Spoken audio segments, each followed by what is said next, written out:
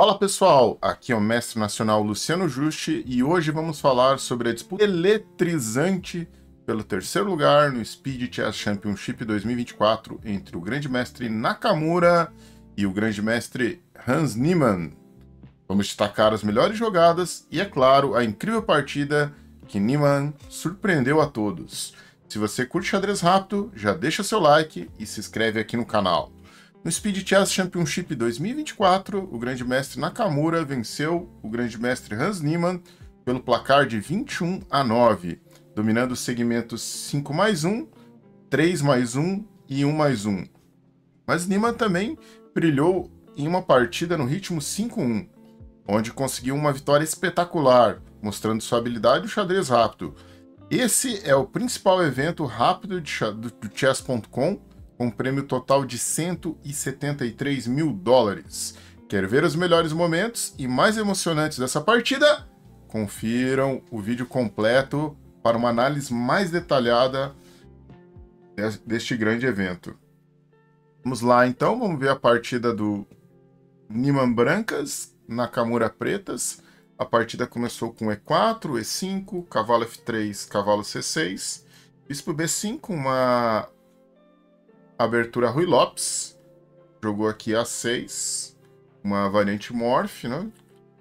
Seguiu com bispo A4, bispo C5. Agora mudamos para uma Morph diferida, né? Uma variante clássica também. O Hans jogou Roque menor, que é um dos lances principais, acredito eu, e o Naka jogou essa ideia de cavalo de G E7. Aqui o Hans seguiu com C3. Uma ideia aqui que poderia ter sido executada pelo Hans era jogar cavalo captura E5 e depois de cavalo captura E5 jogar D4. Cavalo F3 cheque poderia ter sido uma ideia, e depois de dama por F3, bispo captura D4 e torre D1. Essa poderia ter sido uma possibilidade da partida, né? Mas ela preferiu jogar o clássico com C3, com a ideia de avançar o peão para D4 e ter o domínio das casas centrais, né, que não é nada mal. Naka jogou cavalo G6, buscando defender ainda mais o peão de G5, já que o bispo em A4 sempre tem uma ameaça de eliminar o cavalo de C6, que é o defensor do ponto E5. A partida seguiu com D4, né, ameaçando o bispo de C5. Naka resolveu voltar o bispo para 7, desenvolveu o bispo de C1 para E3, e aqui seguiu um roque. E essa posição aqui é perfeitamente jogável, a partida aqui está bem equilibrada ainda, né? Hans continuou desenvolvendo com cavalo de BD2, né? A ideia típica da Ruy Lopes, quando se joga com o plano de C3, né? Transladar a torre para E1, cavalo F1, cavalo G3 ou cavalo E3, são as ideias. Naka jogou D6 para abrir seu bispo de casas brancas, né? De C8. Seguiu aqui o plano normal com torre 1, liberando a casa F1 para a manobra do cavalo. Rei H8, né, uma ideia interessante do Naka para tentar jogar um F5 e poder utilizar a coluna F para criar alguma possibilidade de ataque. O Hans jogou um H3 profilático, né, para evitar os temas de bispo G4 e também para dar uma casa para manobras do cavalo para H2 e também um arzinho para o rei, né? H2 é sempre bom. Naka preferiu jogar aqui com F6, e seguiu o bispo C2, cavalo de C, E7. Possivelmente o Naka acho que creio jogar com C6 e D5 em algum momento, né? O Hans jogou o plano cavalo F1, e o Naka respondeu com C6. O Hans fez a manobra típica cavalo G3. O Naka jogou bispo E6, dama D2, né, dando a casa para a torre para vir para D1. Também cria alguns temas, né? Se em algum momento tem algum tema de sacrifício, a dama em D2 já está passando para o flanco rei. Naka jogou dama C7. Seguiu aqui agora o Hans com um lance interessante H4, né? Com ameaça de H5, espantando esse cavalo, né? Forçando o cavalo aí para F4 e a gente teria um ganho de peão. Naka joga a torre de FD8, liberando a casa F8 para o cavalo. E aí o Hans seguiu com H5, o Naka respondeu o cavalo H8. E o Hans mandou esse cavalo H4, né, com ideias de cavalo G6, cavalo F5, né? Interessante, também libera a casa E2 para uma futura passagem da dama. Lance interessante aqui. Um outro lance possível aqui também que daria pequena vantagem seria A3, né? Simplesmente defendendo o peão de A2 e podendo passar a torre já para D1 também, né? Um outro plano. Jogou cavalo H4 e aqui o Naka jogou D5 e, por incrível que pareça, aqui a partida está equilibrada, né? Partida bem equilibrada ainda. Aí o Hans jogou H6 agora, provocando já algumas debilidades no flanco rei. E aqui foi o grande erro da partida, né? Um dos grandes erros, né? O Naka deveria ter jogado G6, que era um lance que daria igualdade, um lance que exclama, e manteria o controle de F5, né? Apesar que tira a casa do cavalo, acho que foi esse o receio do Naka, ele queria deixar uma casa para o cavalo em G6, e aí acabou cometendo a primeira imprecisão, que foi G5, e que foi bem aproveitada pelo grande mestre Hans Niemann. Ele jogou bispo G5, e aqui começa, né?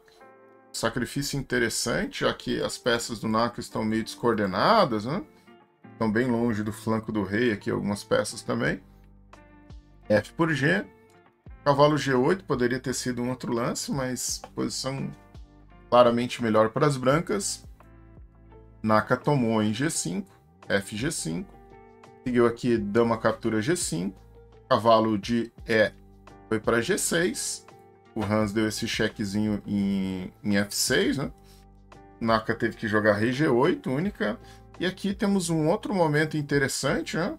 Tem dois lances aqui bem curiosos que, quando a gente estava vendo a transmissão ao vivo, que era a ideia de jogar E captura D5 e também o lance cavalo captura G6, né? Esse lance aqui a gente ficou em dúvida qual que é o melhor, mas E por D5 já daria vantagem decisiva, né? Porque se tentar cavalo por H4, né?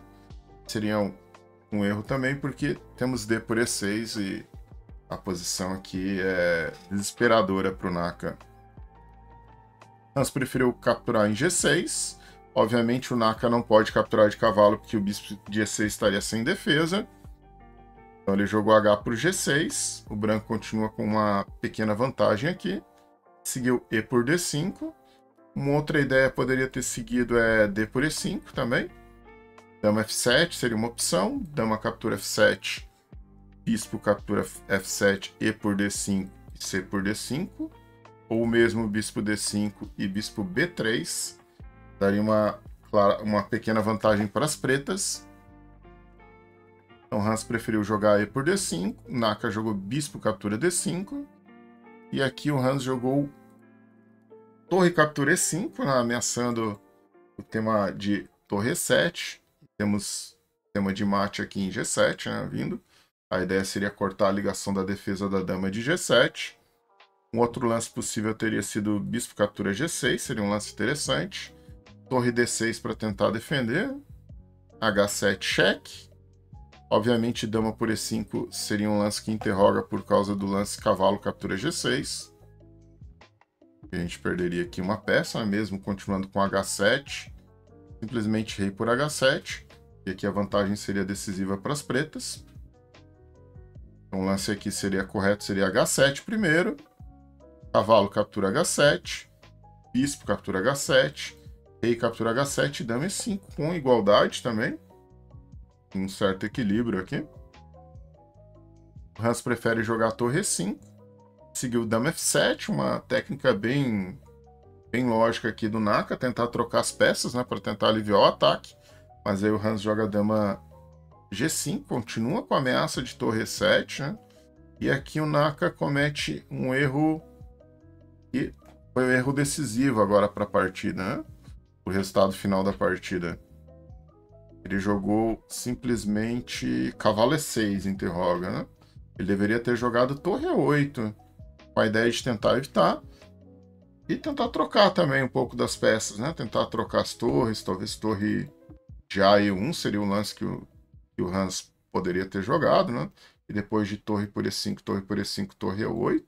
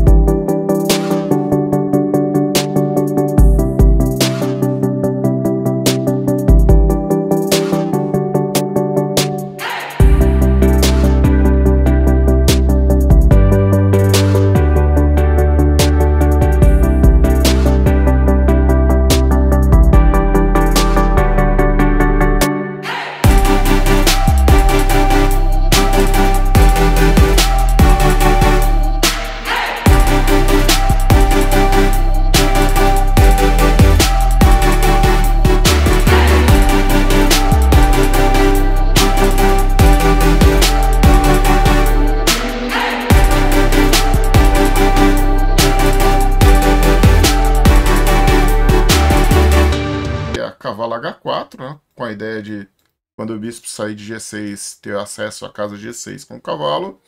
Ele acaba... E aqui poderíamos seguir com, por exemplo, o bispo B6. E bispo F5 seria uma continuação devastadora aqui, né? Com ameaça de cavalo G6 mortal. Jogou um lance que parece lógico também, cavalo E7, com a ideia de cortar, né, a defesa da torre de D7 da sétima fila. Seguiu agora bispo B8, mais um lance difícil, né? O Naka ainda teria uma última tentativa que seria a torre D6, mas ainda claramente o branco tem vantagem, uma pequena vantagem das brancas, né? O ataque é muito forte ainda, e com pouco tempo é muito difícil de defender também.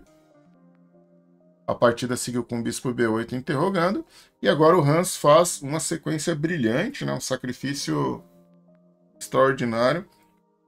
Foi cavalo captura D5.